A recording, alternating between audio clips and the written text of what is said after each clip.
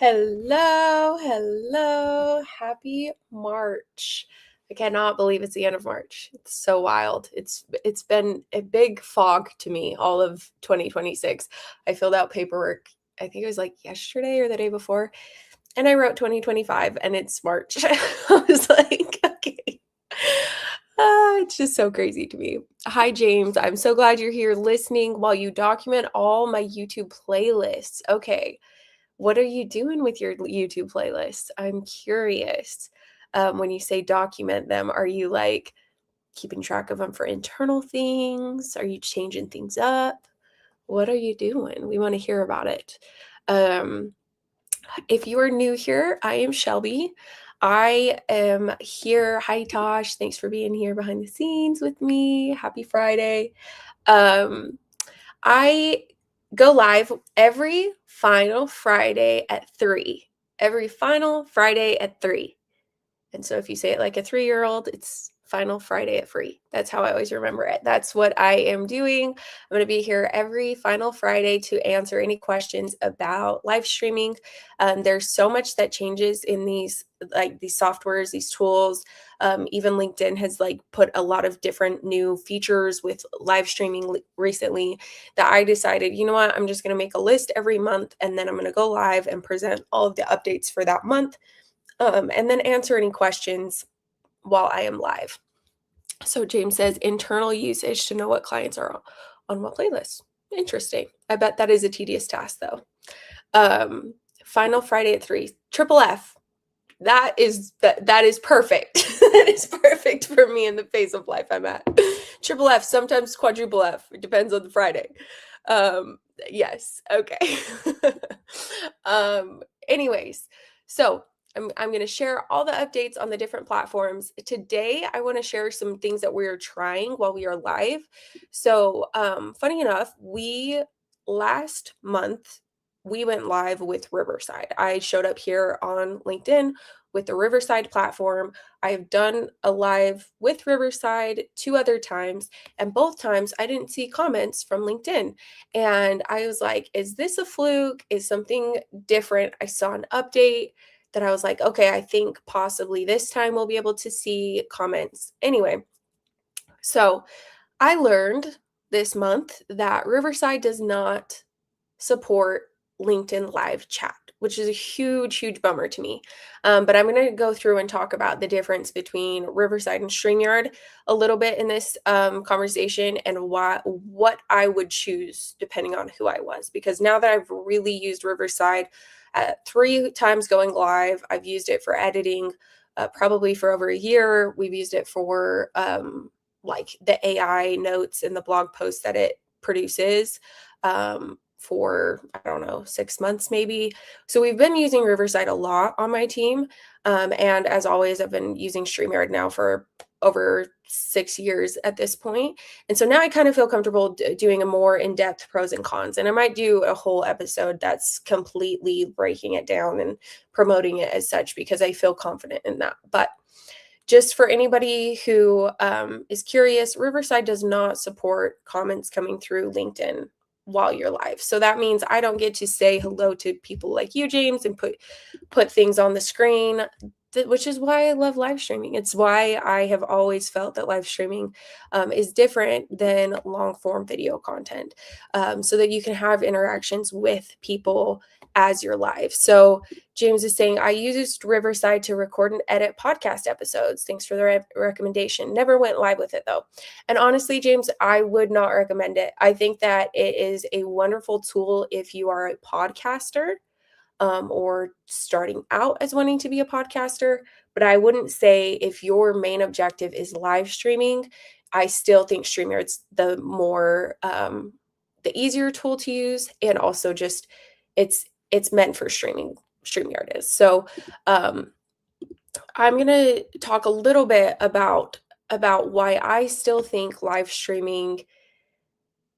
I think as things become more and more AI generated and there's things that are coming out, video content even now, I know I've definitely got like me and my husband I'm always like sending him content and he's like, Shelb, that's an AI video. And I'm like, I'm the boomer now. Like, I'm the one that's like watching these things and being like, no, I have to copy and paste this into my Facebook status or they're going to steal all my information. Like, I'm that person now.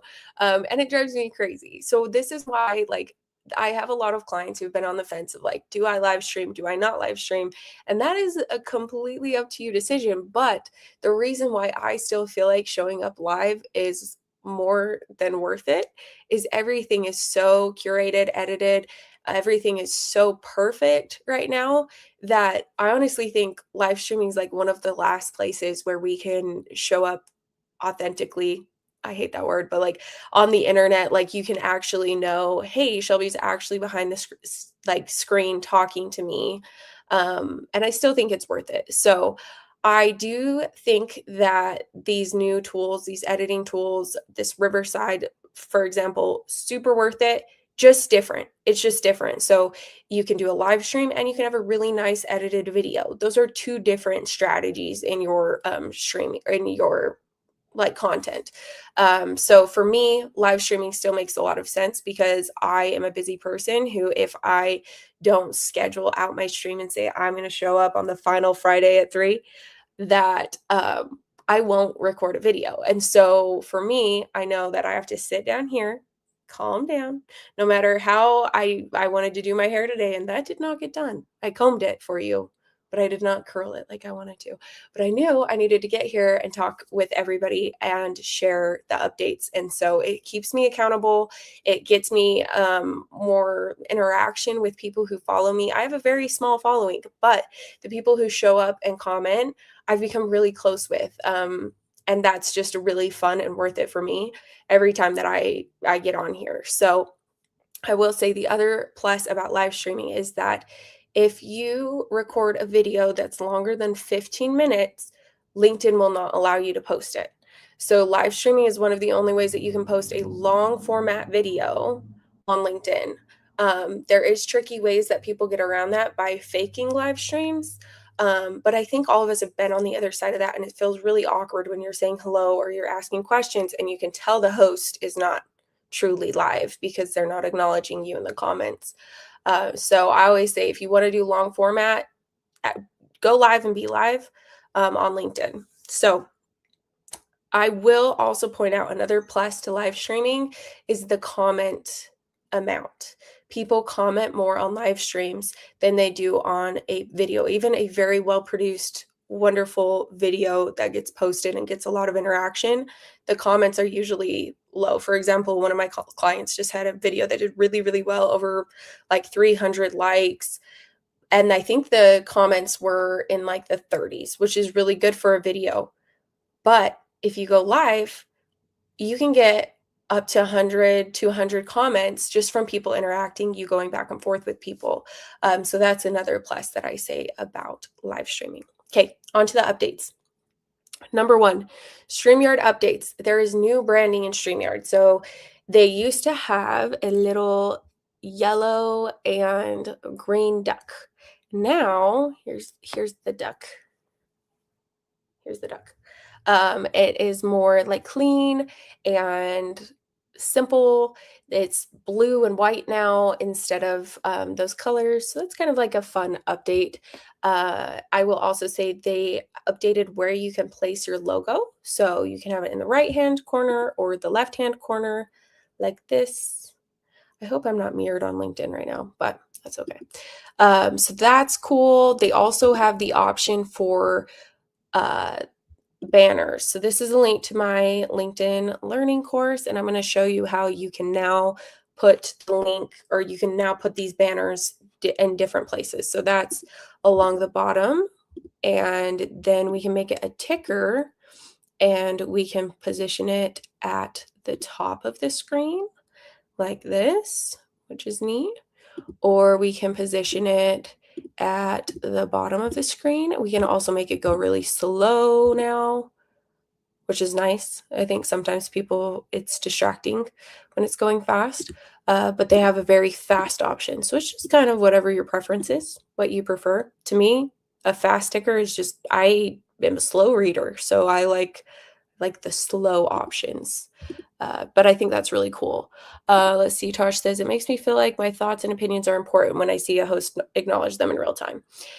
I agree. I feel like it's one of the last, and honestly, selfishly, as a host, I feel like it's so much easier to just acknowledge the comments as they come through with your voice versus like sitting down and typing back. I think that might just be who I am as a person or the phase of life that I'm in.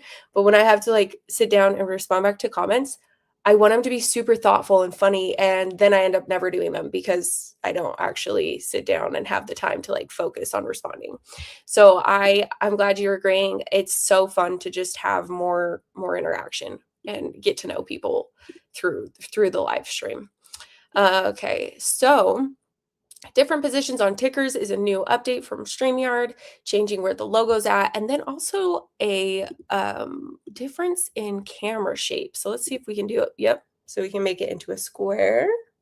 Maybe if you wanted to repurpose a video for Instagram, this would be a really good option.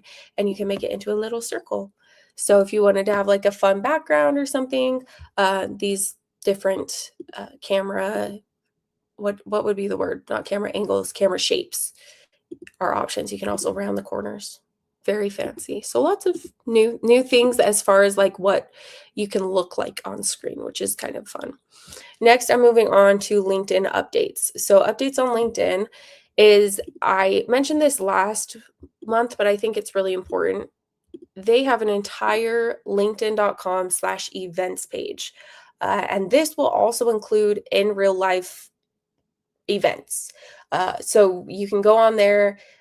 I have yet to see, I'm feeling a little frustrated with it because I'm not seeing like my connections live streams on there, because there's several people who I'm connected to that I know go live, even my clients that I've physically scheduled their live stream, that I'm not seeing on this events page. But I've talked to the LinkedIn team, they're working on it.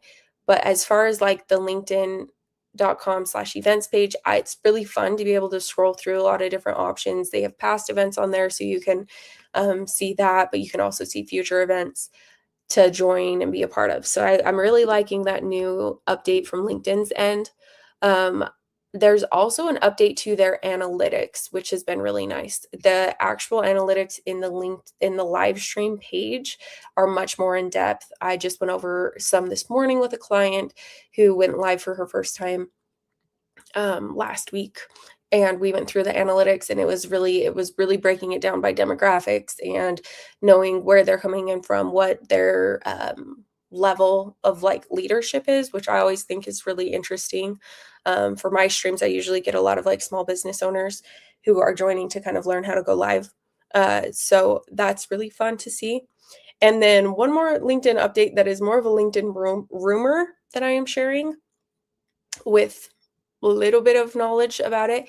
Another producer that I'm connected to, posted about this, but they may be taking away the option to go live spontaneously. So, not taking away live streaming, they're just taking away, like, if I came into StreamYard and I want to go live on LinkedIn, it would say, no, you have to schedule a stream.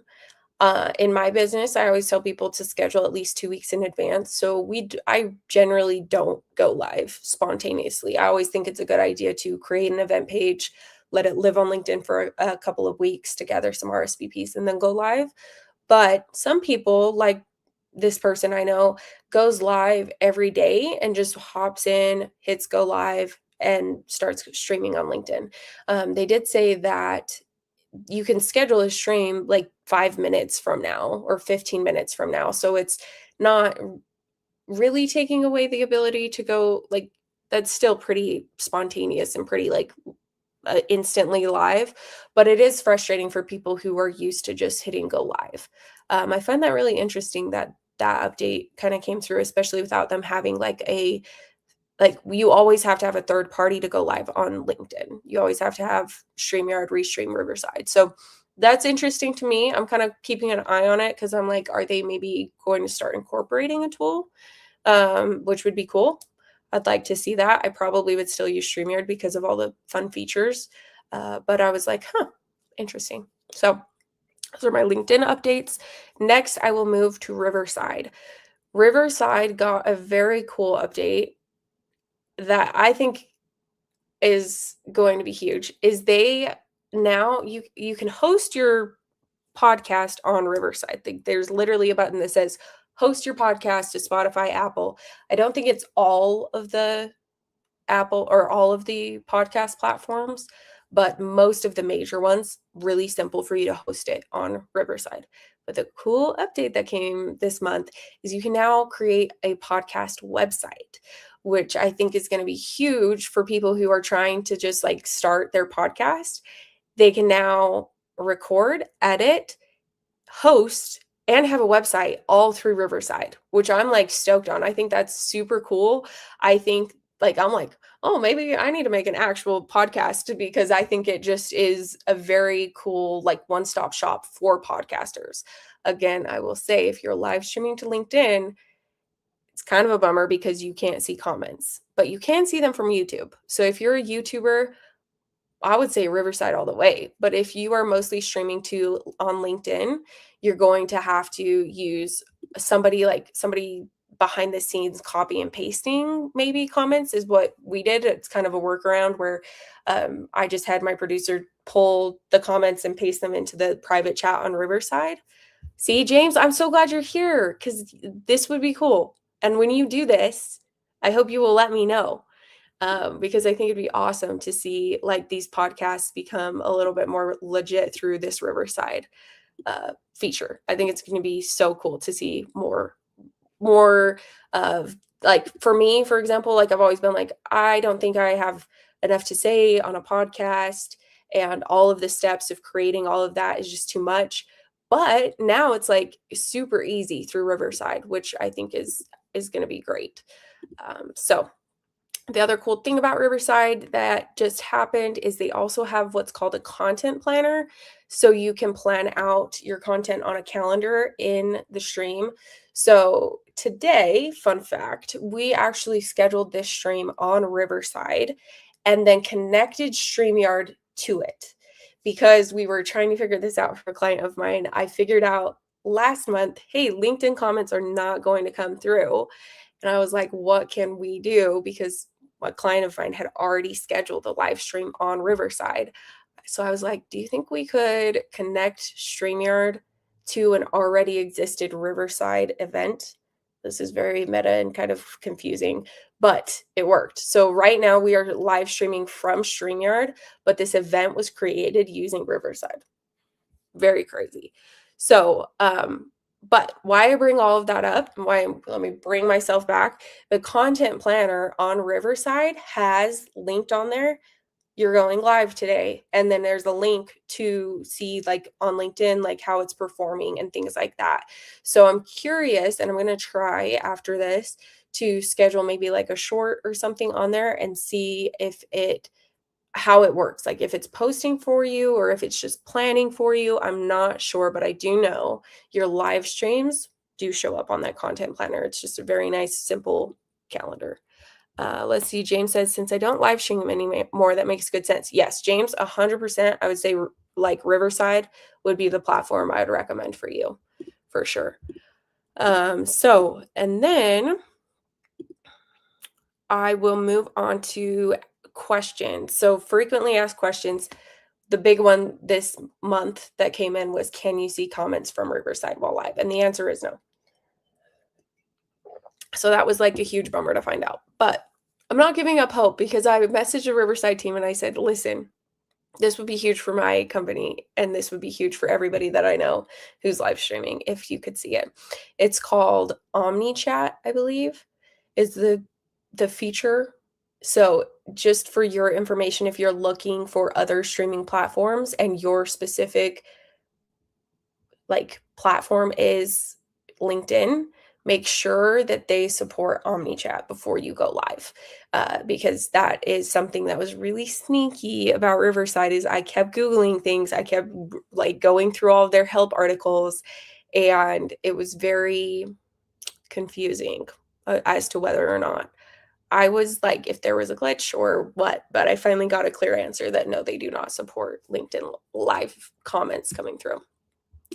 So Those are my only question that I had this month was that one. If there's anything else that's come to mind, please let me know. Please comment if you're watching this like later on. Reach out to me or comment, and I will be sure to come back and look at those later.